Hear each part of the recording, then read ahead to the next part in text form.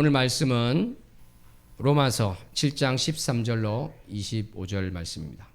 다 함께 합독합니다. 그런즉 선한 것이 내게 사망이 되었느냐? 그럴 수 없느니라. 오직 죄가 죄로 드러나기 위하여 선한 그것으로 말미암아 나를 죽게 만들었으니 이는 계명으로 말미암아 죄로 심히 죄되게 하려 함이라. 우리가 율법은 신령한 줄을 알거니와 나는 육신에 속하여 죄 아래 팔렸도다. 내가 행하는 것을 내가 알지 못하노니 곧 내가 원하는 것은 행하지 아니하고 도리어 미워하는 것을 행함이라. 만일 내가 원하지 아니하는 그것을 행하면 내가 이로써 율법이 선한 것을 시인하노니 이제는 그것을 행하는 자가 내가 아니요 내 속에 거하는 죄니라. 내 속 곧 내 육신에 선한 것이 거하지 아니하는 줄을 아노니 원함은 내게 있으나 선을 행하는 것은 없노라. 내가 원하는 바 선은 행하지 아니하고 도리어 원하지 아니하는 바 악을 행하는도다. 만일 내가 원하지 아니하는 그것을 하면 이를 행하는 자는 내가 아니요 내 속에 거하는 죄니라. 그러므로 내가 한 법을 깨달았노니 곧 선을 행하기 원하는 나에게 악이 함께 있는 것이로다.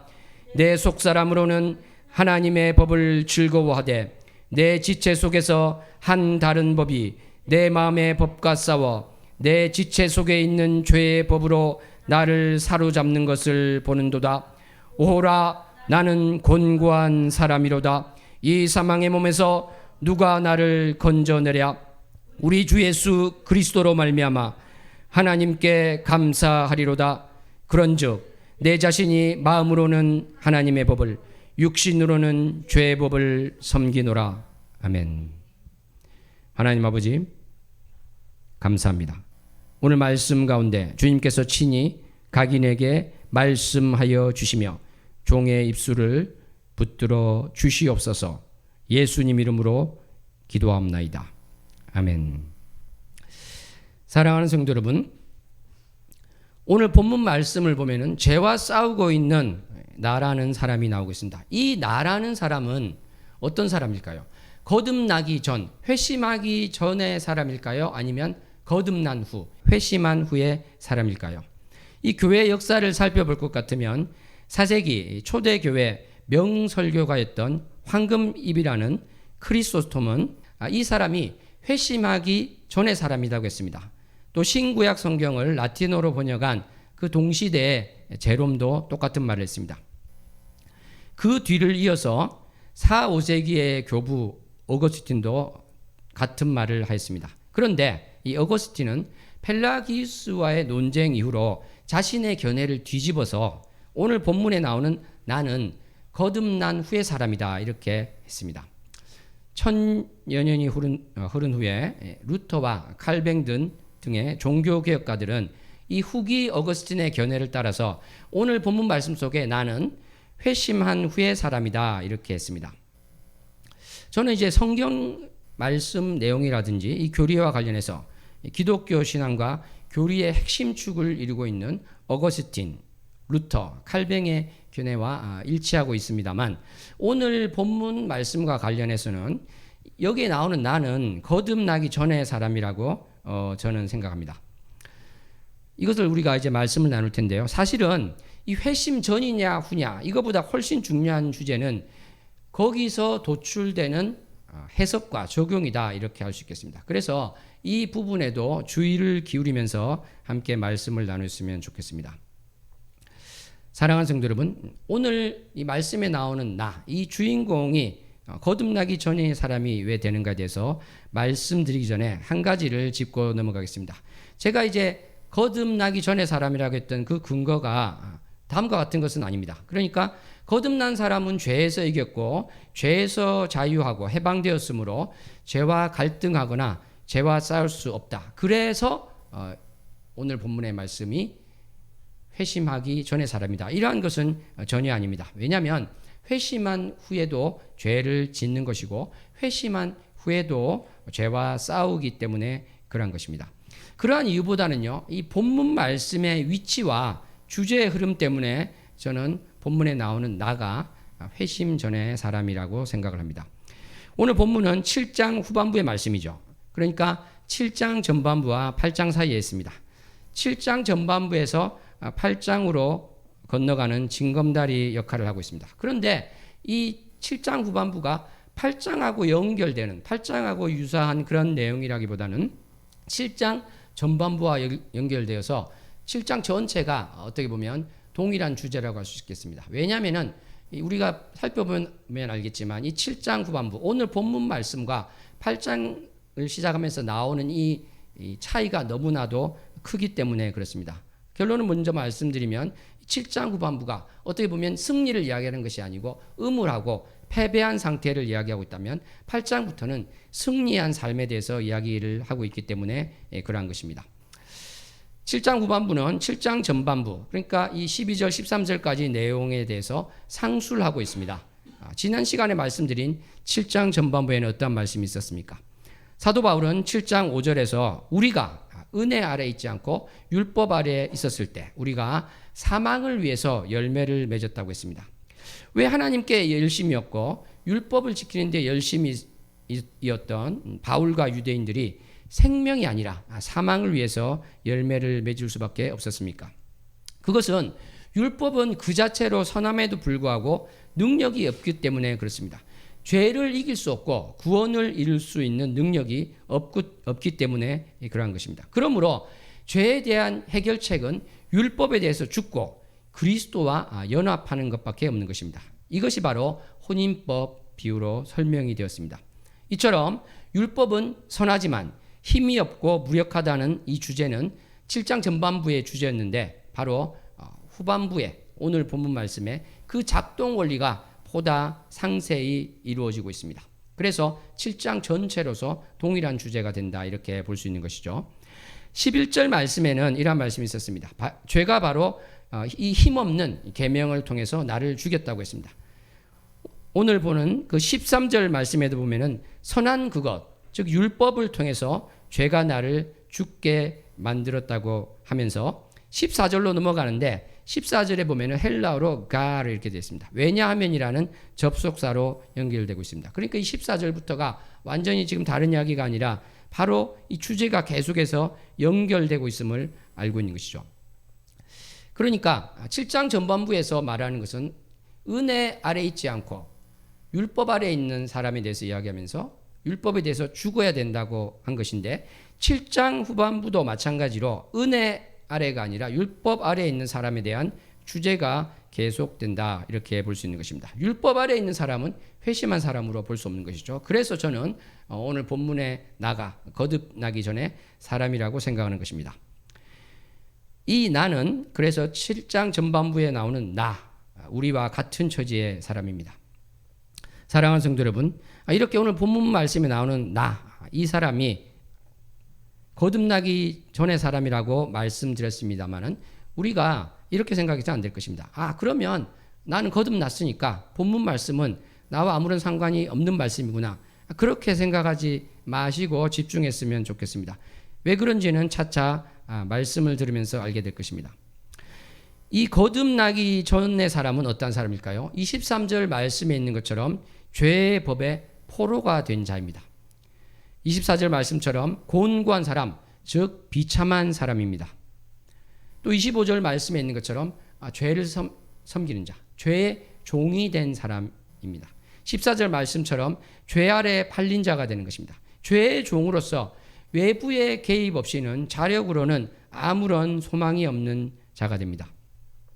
사망의 열매를 맺고 죄가 계명으로 말미암아 나를 죽이니 어찌 죄 아래 팔린 자가 아니겠습니까? 어찌 죄의 법에 포로가 된 자가 아니겠습니까? 어찌 비참한 자가 아니며 어찌 소망 없는 자가 아니겠습니까? 계명이 힘을 발휘하지 못하고 그래서 7장 전반부 말씀처럼 죄가 계명을 통해서 나를 죽게 만들었습니다. 그래도 죄는 선한 것이라고 말씀했는데 14절 말씀도 바로 어떻게 되어 있습니까? 율법은 신령하다. 율법은 영적이라고 되어 있습니다. 그런 반면에 나는 어떻습니까? 나는 육신에 속했다 이렇게 합니다. 나는 육적이요 영적이지 않다는 것이죠. 이것은 거듭나지 못한 상태를 말하고 있습니다. 왜냐하면 거듭난 사람이 육적이라고 정의될 수는 없기 때문입니다. 육적인 것에 경도될 수는 있습니다. 죄에 속을 수 있고 그것이 나에게 영향을 미칠 수 있지만 총체적으로 육적이다 이렇게 할 수는 없을 것입니다. 백보양보해서 거듭난 사람이 한편으로 육적이기도 하고 영적이다 이렇게 할 수 있을지도 모르지만 영적인 것과 완전히 대조되는 육적인 자로 정의될 수는 없는 것입니다.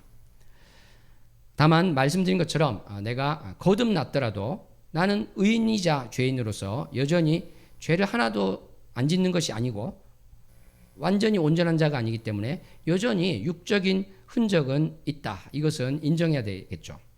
오늘 본문의 주인공 나는 계속해서 말하고 있습니다. 15절에 보니까 나는 내가 행하는 것을 알지 못한다고 합니다. 내 행동을 승인하지 못하겠다. 내 행동을 이해하지 못하겠답니다. 왜냐하면 내가 원하는 것을 행하지 않기 때문입니다. 다시 말해서 선한 것을 행하지 않기 때문입니다.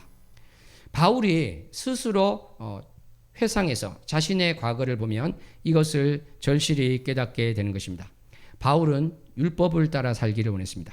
율법을 철저히 지키려고 했습니다. 이것이 바울이 원하는 것이었는데 예수 그리스도를 만난 후에 자신을 돌아보니까 사실은 자신이 원하는 것은 하나도 행하지 않았던 자신을 발견하게 되는 것입니다. 율법의 요구를 온전히 성취한 것이 아니라 어떻게 보면 겉으로만 지키는 흉내만 내었을 뿐인 자신을 발견하게 되는 것입니다. 이것은 많은 유대인에게도 그대로 적용이 될 것입니다. 유대인이 아닌 이방인은 어떻게 되겠습니까? 이방인은 선한 것을 원하는 경우가 전혀 없을까요? 이방인은 하나님의 법을 즐거워하는 경우가 전혀 없을까요? 그러리라고 생각할 수도 있을 것입니다. 그런데 로마서 2장 말씀을 보니까 그와는 조금 다른 방향의 말씀이 나오고 있습니다. 2장 말씀을 보면은 이방인들, 즉 비유대인들도 양심에 맞는 것, 마음에 새긴 율법에 따라 살기를 원한다는 것이 나오고 있습니다. 그것이 지시하고 있다는 것이죠. 예컨대 속이지 않고 살기를 원하고 아내와 남편을 배신하며 살지 않기를 원하고 상대방을 존중하며 살기를 원한다는 것입니다. 문제는 그것을 행하지 못하는 데 있는 것이지 애초에 양심도 없고 마음에 새긴 율법, 그 비슷한 것도 아예 없는 그러한 존재는 아니라는 것이 바로 로마서 2장에서 분명히 말하고 있는 바입니다. 결국은 2장, 3장 계속 이어지는 말씀은 무엇입니까? 유대인이나 이방인이나 똑같다는 것이었죠. 그래서 바울이나 유대인이나 이방인이나 모두 예수 그리스도를 모를 때는 자신이 원하는 것을 행하지 못하는 처지에 있었다. 이렇게 볼 수 있다는 것입니다. 사도 바울이 자신의 과거를 돌아보니까 이렇게 자신이 원하는 것은 하지 않는 반면에 자신이 미워하는 것, 자신이 싫어하는 것은 하고 있는 것을 보게 됩니다. 탐심을 가지지 않기를 원했습니다. 율법에 있는 그대로 탐심을 미워했습니다. 그럼에도 불구하고 자기가 미워하는 그것을 하고 있는 자신을 보게 되는 것입니다. 그런데 가만히 생각해 보면 왜 내가 탐심을 미워할까? 그것은 바로 율법에서 탐심을 금지했기 때문이죠. 율법이 알려주고 가르쳐 준 것입니다. 올바른 것을 알려주고 그런 것을 금지하였다는 점에서 율법은 선한 것일 수밖에 없는 것입니다. 이것을 시인할 수밖에 없는 것입니다. 바로 16절 말씀이죠. 한편 이렇게 율법에서 금하는 것, 내가 원하지 않는 것을 내가 하고 있다는 것은 무엇을 의미하고 있는 것입니까? 사도 바울은 여기서 이렇게 이야기합니다. 내가 원하는 것을 내가 한다는 것, 내가 악한 것을 한다는 것은 원래는 내가 그것을 원하지 않았기 때문에 이 내가 원하지 않는 것을 행하는 주체는 내가 아니다. 내가 아니고 내 속에 거하는 내 안에 살고 있는 죄다 이렇게 이야기를 하고 있습니다. 이것은 단순한 책임 회피가 아닙니다. 하나님께 열심이었고 율법을 열심히 지키려 했는데 결과적으로는 선을 하나도 행하지 못한 것은 바로 죄의 활동이 아니고는 설명을 할 수가 없다는 고백이 되는 것입니다. 그런데 내 안에 죄가 살고 있다는 것은 내 육신에 선한 것이 거하고 있지 않다. 선한 것이 살고 있지 않다는 말이 됩니다. 바로 18절 말씀이 되는 것인데 여기서 육신은 내가 손으로 만질 수 있는 그러한 물리적인 것을 말하는 것이 아닙니다. 예수님을 모를 때 총체적인 나를 지칭한다, 이렇게 볼 수 있을 것입니다. 나는 선한 것을 원하는데 사실은 그것을 수행할 능력이 없습니다. 이것이 바로 18절 하반절의 말씀입니다. 무능력한 처지, 선을 행할 수 없는 비참한 처지가 되는 것입니다. 그래서 20절로 가니까 다시 한번 내가 원하지 않는 것을 행하는 자는 내가 아니요 내 속에 거하는, 내 속에 살고 있는 죄라고 이야기를 하는 것입니다. 여기까지를 회상한 후에 바울은 이렇게 이야기합니다. 21절에 가니까 내가 한 법칙을 깨달았다, 이렇게 합니다. 그것은 어떠한 법칙일까요? 나는 선을 행하고자 합니다. 가령 이럴 수도 있겠죠. 아직 거듭나지는 않았지만 교회에 출석하는 어떤 성도님을 생각해 보시기 바랍니다. 이 성도님은, 이 교인은 선을 행하고자 합니다. 이분은 하나님을 사랑하고 이웃을 사랑하고자 합니다. 성경을 읽고자 합니다. 묵상을 하고자 합니다. 기도도 하고자 합니다. 하나님보다 더 사랑하는 것이 없이 하나님만을 사랑하고자 합니다. 걱정하거나 불안해하거나 두려워하지 않고 하나님만을 의지하여 평강을 누리고자 합니다. 상대방을 판단하지 않고 상대방을 나보다 낮게 여기고자 합니다. 이것이 바로 원하는 바인 것입니다. 다른 말로 하면은 나의 속사람이 원하는 것입니다. 또 다른 말로 하면은 나의 마음의 법이 원하는 것입니다. 바로 아까 말씀드린 성경이라든지 기도라든지 상대방에 대한 태도라든지 이것은 바로 하나님의 법과 관련이 되고 하나님의 원칙과 관련이 됩니다. 그래서 나의 속사람은 이것을 즐거워한다, 이렇게 할 수 있습니다. 거듭나지 않은 사도 바울의 과거를 볼 때 바울은 어떻게 보면 이 속사람이라는 것, 마음의 법이라는 것은 없는 것과 마찬가지지만 너무나도 작지만 그것은 있었다고 지금 이야기를 하고 있는 것입니다. 그런데 정말 중생하지 않은 자가 하나님의 법에 기뻐할 수 있는 것인가? 선한 것을 원할 수 있는 것인가? 여기에 대해서 질문이 나올 수 있는데, 아까 말씀드린 것처럼요, 율법을 지키려는 사람은 하나님께 열심과 열성이 있습니다. 로마서 10장 2절에도 보면은 그러한 말씀이 있죠. 내가 증언하노니 그들은, 유대인들은 하나님께 열심이 있으나, 이렇게 했습니다. 올바른 지식을 따른 것이 아닌데 하나님에 대한 열정이 있었다고 말하는 것이죠. 율법은 가진 유대인들이 그렇다는 것인데, 그러면 유대인이 아닌 거듭나기 전에 비유대인들은 어떨 것일까요? 율법이 없는 이방인들은, 즉 비유대인들은 어차피 율법이 없으니 자기 마음 안에 전혀 갈등도 없고 싸우지도 않고 한 마음으로 일관되게 기쁜 마음으로 열심히 죄를 지을까요? 꼭 그렇다고만은 할 수 없을 것입니다. 초대교회 당시에 고아와 병자를 돌보던 크리스찬들을 보고 4세기 로마 황제 율리아누스는 기독교인들이 자신의 백성 중에 가난하고 어려운 자를 돕는 것에 대해서 시기하기도 하고, 왜 이 비기독교인들은 그렇게 하지 못하는가? 수치스럽다, 이렇게 이야기를 했습니다. 이것은 이 율리아누스 황제가 약하고 어렵고 가난한 사람들을 헌신적으로 돕는 것이 선하다는 것을 알았고 또 인정한다는 것이 되겠죠. 어떤 점에서는 하나님의 율법에 이웃사랑이 선하다는 것에 일정 부분 동의한 것이다, 이렇게 할 수 있는 것입니다. 그러니까 불신자였던 율리아누스 황제도 무엇이 선한지에 대해서 전혀 몰랐다, 이렇게 할 수는 없다는 것이죠. 그래서 아까 말씀드린 것처럼 2장에 나오는 양심과 마음에 새긴 율법과도 연결이 된다는 것입니다.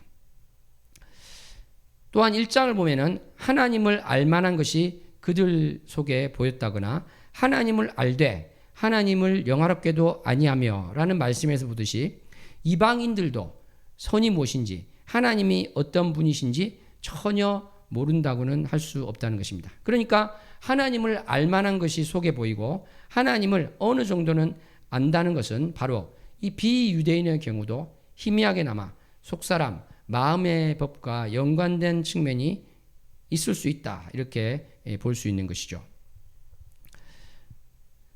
사랑하는 성도 여러분, 요컨대 아담의 후손 믿기 전에 모든 사람들은 너무나 철저히 타락해서 하나님의 형상이 완전히 해체되고 없는 것처럼 보이는 것도 사실입니다. 그렇지만 또 다른 한편 우리가 쭉 말씀드린 것처럼 또 로마서 2장의 말씀처럼 양심이 있고 어떤 것이 도덕적으로 옳은지 그런지에 대해서 판단을 어느 정도는 할 수 있다는 것입니다. 그런데 사도 바울이 21절에서 오늘 본문 21절에서 깨달았다는 것은 바로 무엇일까요? 그것은 바로 그러한 선, 나의 속사람이 즐거워하는 하나님의 법, 나의 마음의 법이 원하는 것을 행할 때 어떤 법칙이 있다는 것을 발견하는데 그것은 바로 악이 내 옆에 누워있더라는 것입니다. 21절 하반절 말씀이 바로 그 뜻이 됩니다. 이렇게 내 옆에 누워있는 악은 쿨쿨 자는 것이 아닙니다. 내가 선을 행하려고 발을 떼기만 하면 발을 걸어서 넘어뜨립니다. 그것에 조금이라도 저항하고자 하면은 마치 레슬링 선수처럼 사정없이 나에게 달려들어서 기어이 나를 넘어뜨리고 마는 것입니다. 내 속사람은 하나님의 법을 즐거워하지만 그것이 나의 마음의 법이지만 내 지체 속에 있는 다른 한 법이 있는데 이것은 죄의 법으로서 이것은 나에게 전쟁을 선포하고 달려듭니다. 이 죄의 법은 마치 이 죄가 총과 대포를 가지고 있고 나는 초라한 몽둥이밖에 없는 것처럼 나는 이 싸움에서 이 전쟁에서 번번이 지고 맙니다. 그래서 23절에 있는 것처럼 나는 바로 포로가 되고 마는 것입니다. 죄의 포로가 되고 마는 것입니다. 이렇게 지고만 나는 어떻습니까? 하나님보다 더 사랑하는 것을 탐닉하게 됩니다. 성경보다는 다른 것을 보게 되고 기도보다는 참견과 잔소리와 비난을 하게 됩니다. 평강보다는 걱정과 불안과 원망을 하게 됩니다. 상대방을 존중하고 격려하기보다는 상대방을 판단하고 비난하게 됩니다. 나는 애초에 선을 행하고자 했습니다. 나의 속사람은 하나님의 법과 원칙을 즐거워했습니다. 내 마음의 법은 선을 좋아했습니다. 하지만 결국 나는 죄의 법의 포로가 되어서 그런 것을 행하지 못했습니다. 행하였더라도 부분적이며 억지로 하였고 위선적으로 했습니다.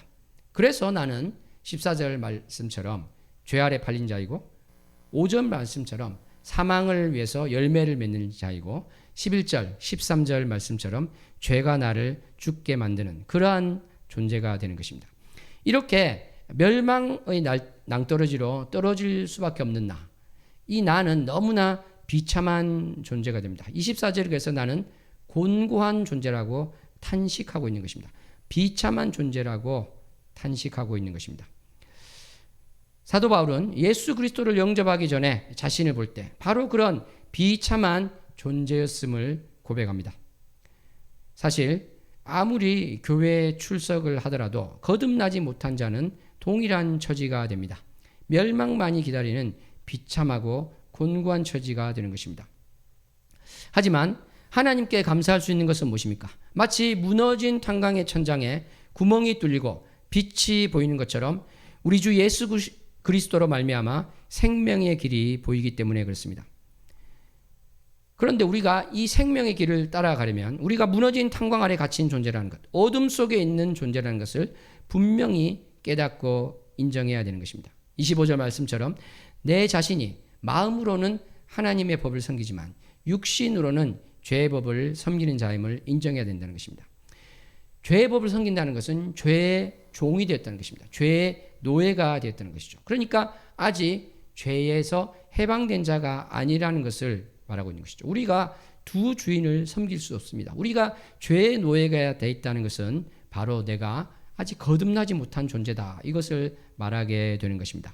그래서 7장은 전체적으로 율법은 그 자체로 선하지만 힘없고 무력함을 이야기하고 있습니다. 내가 아무리 선을 원하고 악을 싫어해도 나는 죄의 법의 포로가 되고 죄 아래에 팔려서 원하지 않는 것을 하게 되고 원하는 것은 못하는 자신을 발견하게 되는 것입니다. 유일한 희망이 바로 우리 주 예수 그리스도가 되고 하나님 아버지의 영이시며 예수 그리스도의 영이신 성령님의 도우심만이 유일한 희망이 되는 것입니다. 이것은 다음 시간 8장에서 더 자세히 살펴볼 것입니다. 사랑하는 성도 여러분, 그러면 이제는 아까 서두에서 말씀드린 본문 말씀의 해석과 적용과 관련돼서 말씀을 드리겠습니다. 말씀드린 것처럼 본문 말씀에서 잘못된 해석과 적용을 이끌어내서는 안 될 것입니다. 가령 오늘 말씀은 거듭나기 전의 사람에 대한 말씀이라는 이유로 거듭난 나는 죄와 갈등할 것도 없고 죄와 싸울 일도 없고 완전히 죄에 대해서 해방되고 승리해서 죄 짓는 것과 무관한 자가 되었다. 이러한 그릇된 안정감을 가져서는 안 될 것입니다. 사실 어거스틴은 동시대 사람인 펠라기우스가 그러한 주장을 해서 어거스틴이 오늘 본문에 이 나가 누구인가에 대한 자신의 견해를 바꾸는 한 요인이 되었는데, 펠라기우스가 한 아까 말씀드린 그러한 것들, 죄를 이제는 짓지 않는 존재다, 안 지을 수 있다, 이렇게 한 것은 옳지 않습니다.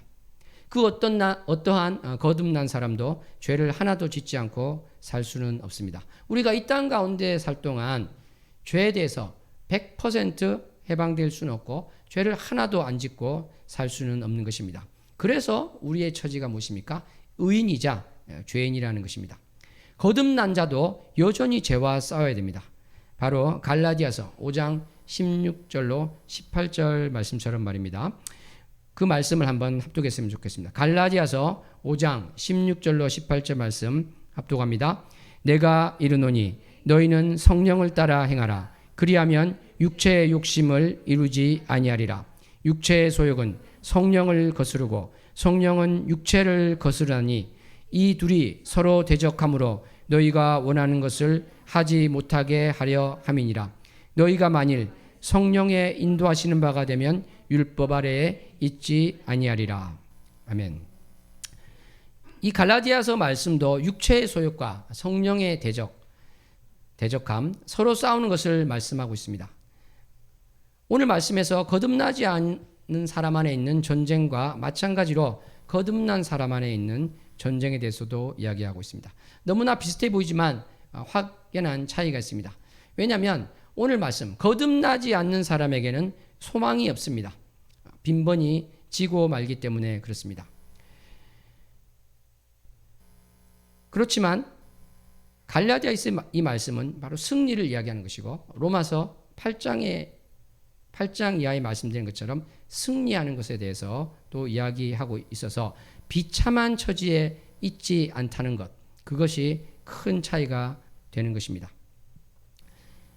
그러니까 비슷한 싸움을 하는 것 같지만 암울한 것이 아닙니다. 소망이 있는 것입니다. 패배가 예비된 것이 아니라 승리가 준비되어 있는 것입니다. 이 종이 한 장과 같은 차이가 너무나도 큰 차이다. 이것을 놓쳐서는 안 될 것입니다.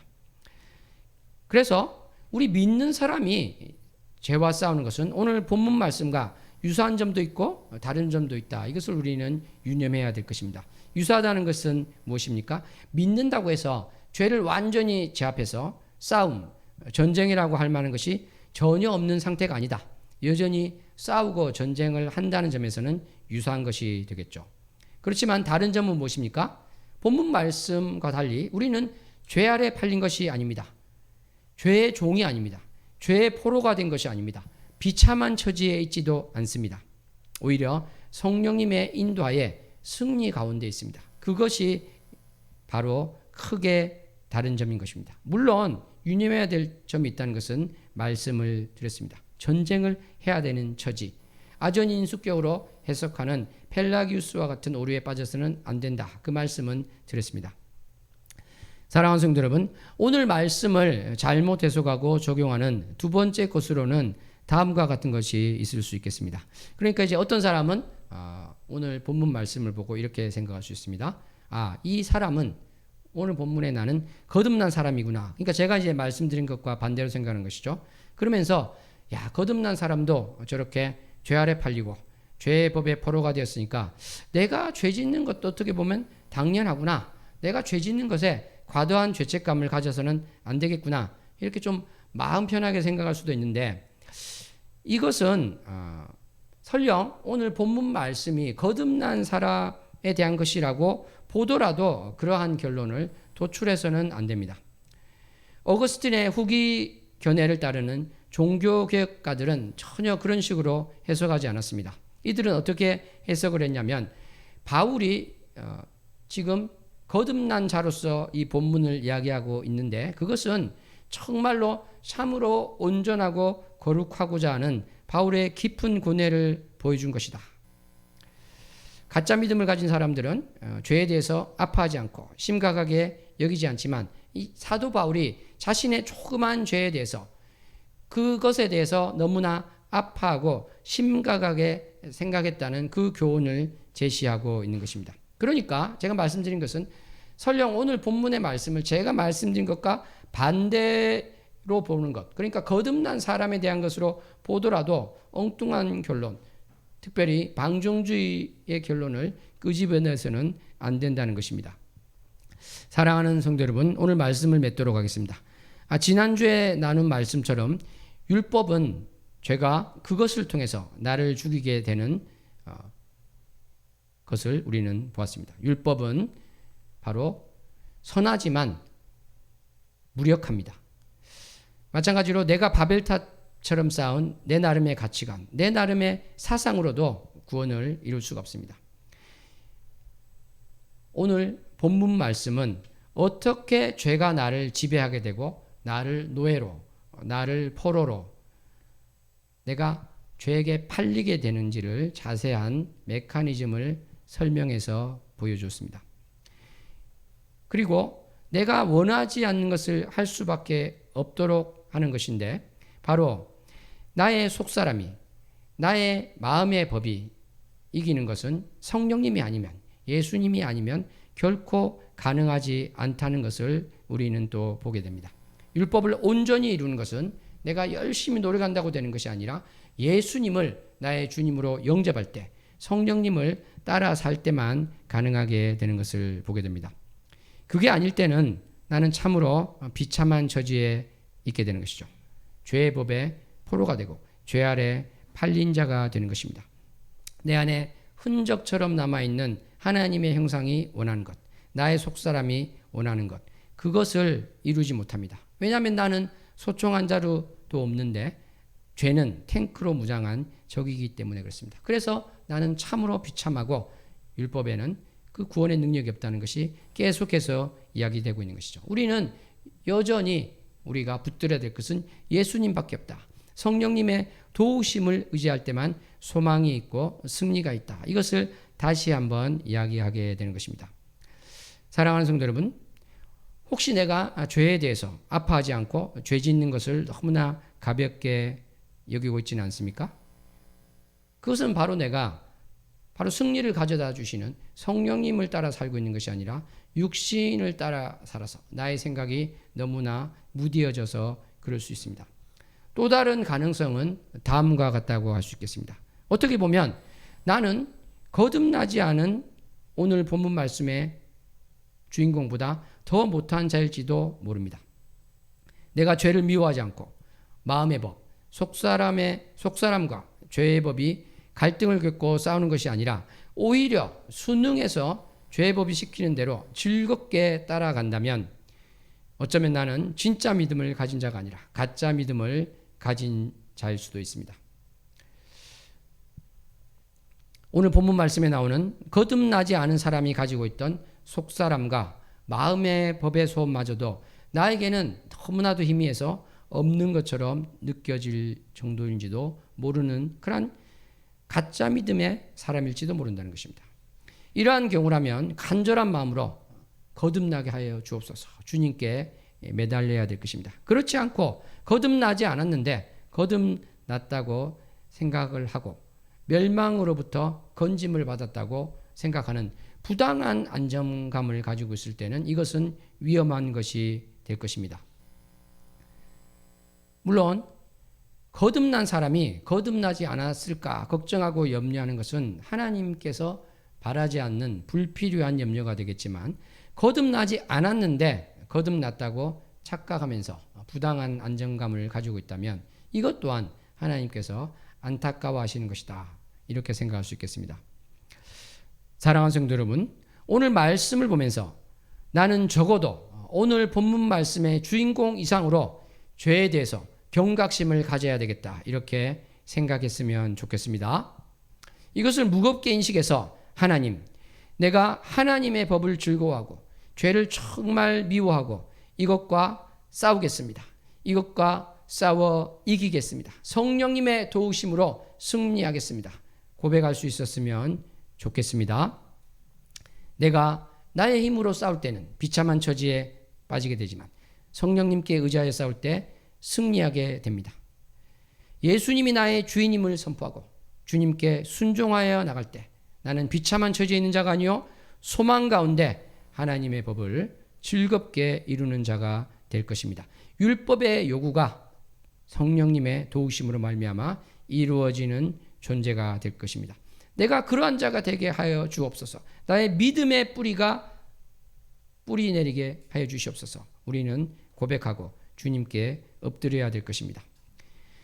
이 비참한 처지에 있었던 죄법의 포로고 죄에 팔린 자였던 그러한 존재였던 나를 건져주신 하나님께 주님께 감사함을 아뢰는 우리 모두가 되기를 소원합니다. 기도하겠습니다.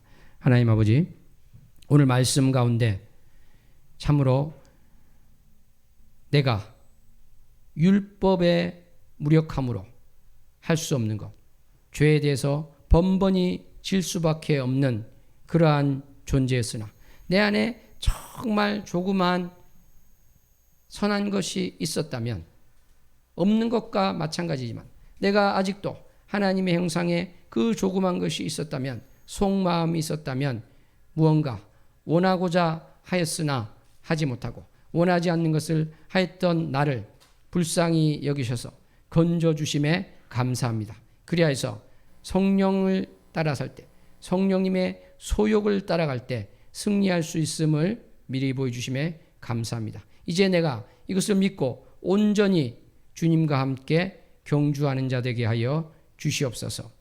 그리하여서 참으로 죄 아래 팔린 자와 같은 그러한 삶을 살지 않고 죄의 종이 된 자로서 삶을 살지 않고 죄와 전쟁에서 번번이 패하는 그러한 자로서의 삶을 살지 않게 하여 주시옵소서. 예수님 이름으로 기도하옵나이다. 아멘.